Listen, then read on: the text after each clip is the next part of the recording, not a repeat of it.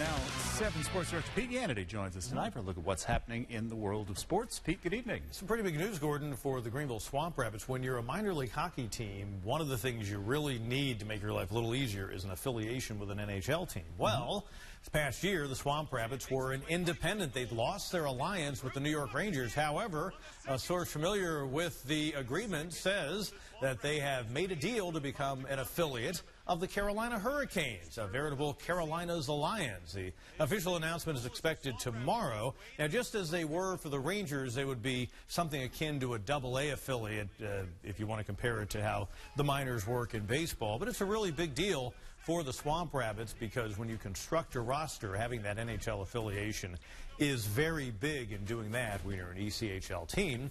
The Hurricanes had been using the Florida Everblades for better than 2 decades as their ECHL affiliate. Well, an interesting start to the Braves-Cubs series last night. A big one. Divisional leaders getting together for 4 games this week at Wrigley. Wilson Contreras hits what looks like a very nondescript solo home run, but not only pointing to the stands as he gets to home plate, but has words for Tyler Flowers, his counterpart at catcher. Flowers a little bit angry, so was Julio Teheran. The dugouts cleared, no punches were thrown, not really a scrap. In fact, Flowers went over to Joe Madden, the Cubs manager, and had a conversation with him. Anyway, eventually cooler heads prevailed, but a weird deal. You wonder if it'll carry over tonight as the Cubs went on to the 8-3 win in Game 2 at the top of the hour. The Drive completed Monday night's game this afternoon, a wild one at Floor Field that had been stopped last night because of bad weather. Greenville led 7-0, then trailed 8-7, bottom of the 8th. Tristan Casas, that turns into an RBI triple on the misplay and right to tie it. Then a few batters later, Jonathan Ortega, 3-run blast. Greenville won the first game 11-8. They play again Game 2 momentarily. Well, the Southside High marched the program's best season ever in 2018. They wore a dark helmet with their S logo on it for all of their games, but this year they've added in a Cincinnati Bengals-like tiger stripe helmet. Just like the Bengals helmet. It's a reward, but it also has a practical reason.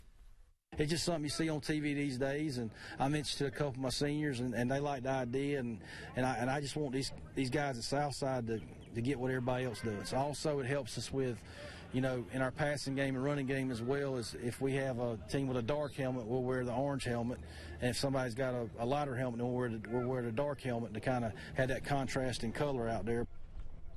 So it makes a lot of sense, and boy, what a season they had last year. 9-4, most wins in school history, 3rd round of the playoffs. No Southside team had done that, and they've got a lot of the same pieces in place going into this year. A lot more success than the actual Bengals, to be honest. One would make that assessment, yes. It's a very good point. The best of teams with that helmet, all right? And they're Tigers, just kind of like the Bengals. Does make sense. Pete, thank you. We're back after this.